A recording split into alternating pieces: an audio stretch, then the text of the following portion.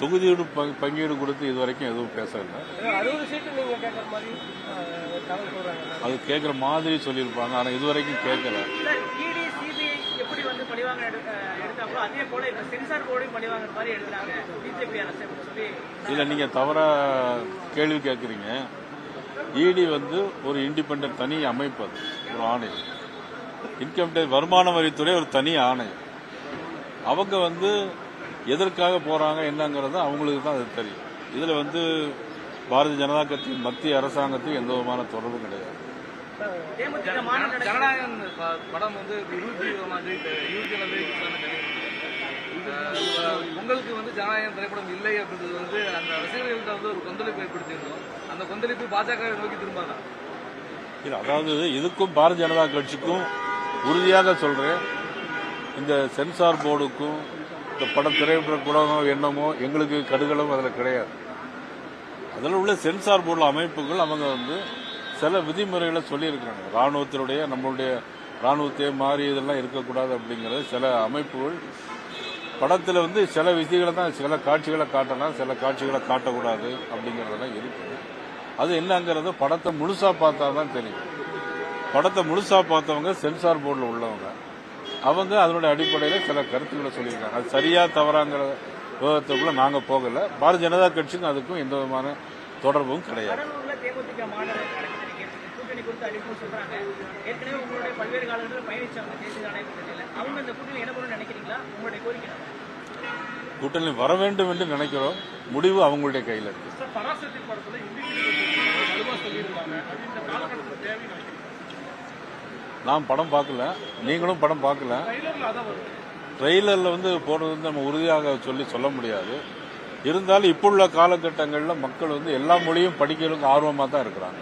இப்போ கோவையில் வந்து முன்னாள் மாநில தலைவர் அண்ணாமலை திரும்ப வானசீனிவாசன் எல்லாம் போட்டியிடுறதா பரவாயில்ல போயிட்டுருக்காங்க. அதுக்கான வாய்ப்பு இருக்கா? நிச்சயமா அது எங்களுடைய அகில இந்திய தலைமை முடிவு செய்யும். இப்போ நான் உட்பட, முருகானந்த் உட்பட, ரமேஷ் உட்பட நாங்கள் வந்து எங்களுடைய விருப்பங்களை தெரிவிப்போம். அதில் போட்டியிட வேண்டும் என்பது நினைப்பது அகில இந்திய தலைமை அதனுடைய முடிவு. விஜய்க்கு ஆதரவாக காங்கிரஸ் நிறைய பேர் ஆதரவு கொடுத்துருக்காங்க, பண்ணிட்டு இருக்காங்க. காங்கிரஸ் தலைவருடைய குற்றச்சாட்டே வந்து பாஜக தான் பின்னாடி இயக்குது அப்படின்ற ஒரு குற்றச்சாட்டு வச்சிருக்காங்க. பராசக்தி வருது, ஜனநாயகம் அல்ல அப்படின்றப்ப அதோட அரசியல் பின்னணி இருக்கு அப்படின்ற குற்றச்சாட்டு. நான் ஏற்கனவே சொல்லிட்டேன், இதுக்கும் எங்களுக்கும் பாரதிய ஜனதா கட்சிக்கும் அதுக்கு எந்த விதமான தொடர்பும் இல்லை. காங்கிரஸ் கட்சியான விஜய் பக்கம் போயிட்டு இருக்காங்க அப்படிங்கறத நீங்க உங்களுடைய வார்த்தையிலிருந்து எங்களுக்கு தெரியுது. கொங்கு மண்டலத்தில் பாஜக அதிகமான இடங்களை போட்டியிட வாய்ப்பு இருக்கு. ஏற்கனவே நாங்கள் எந்தெந்த இடத்துல போட்டியிட்டோம் என்பது கருத்து இருக்கிறது.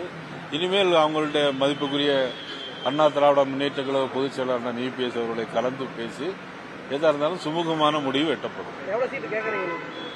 முதல்ல அதான் கேட்டீங்க, வந்த உடனே அதான் கேட்டீங்க.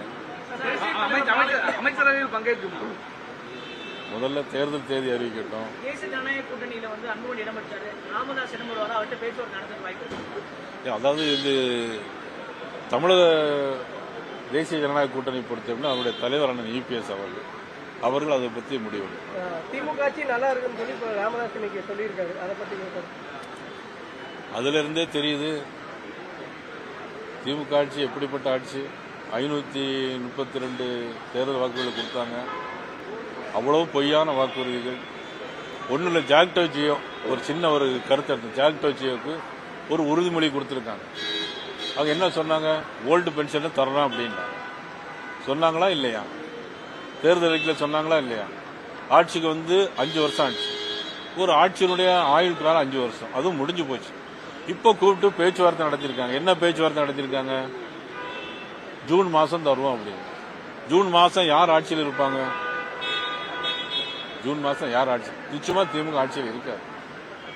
அப்ப ஜூன் மாசம் தரும் அப்படின்னு சொன்னா எவ்வளவு பொய், எவ்வளவு முழு பூசணிக்காய் சோத்துல மறைக்கிறது தானே அது. இந்த மாதிரி ஒரு பொய்ய உலகத்திலே சொல்ல முடியாத அளவுக்கு ஒரு பொய்ய சொல்லக்கூடிய ஆட்சி இந்த ஆட்சி. இந்த ஆட்சியை நம்பி நீங்க எல்லாம் கேள்வி கேட்கறீங்க.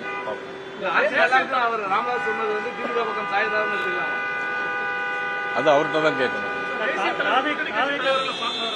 என்னங்க? இல்ல, இப்ப வந்திருக்க முழுக்க முழுக்க ஒரு பாரதிய ஜனதா கட்சியினுடைய வேலை, தேசிய தலைவராக அங்க வந்திருக்காங்க. எங்களுடைய வேலையா வந்திருக்காங்க. தேவைப்பட்டா யாரும் வந்தாங்கன்னா பாப்போம். தமிழிசை சொல்றாங்க. இது அதோடைய சொந்த கருத்து அது. விஜய் அடிப்படையை வைக்கிறதா பாரதிய ஜனதா கட்சி? ஓபிஎஸ் சின்னங்களுடைய கதவு மூடிடுச்சு அப்படின்னு சொல்லி எடப்பாடி சொல்லியிருக்கிறாரு. இல்ல அதை பத்தி பல்வேறு காலகட்டங்கள் கூட பயணிச்சவங்க அதை எப்படி பாக்குறீங்க? அவங்க திரும்ப வரணும் எதிர்பார்க்கலாம்.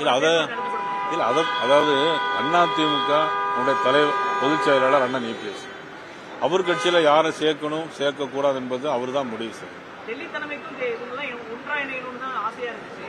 அது இப்ப எடப்பாடி அதை க்ளோஸ் பண்ணிருக்காரு. நீங்க எப்படி பாக்குறீங்க? அவங்களோட பேச்சுவாங்க. டெல்லி தமிழ் ஆசையா இருந்துச்சு, அதை அவர் க்ளோஸ் பண்ணியிருக்காரு. நீங்களே கேள்வின்னு சொல்லி நீங்களும் பதிலே சொல்லிடுறீங்க.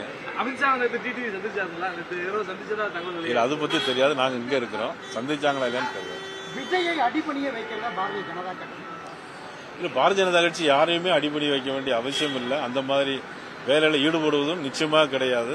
இனிமேலும் அதை பத்தி யோசிக்கவும் வேண்டியது. தேர்தல் வாக்குறுதி என்ன மாதிரி இருக்கு?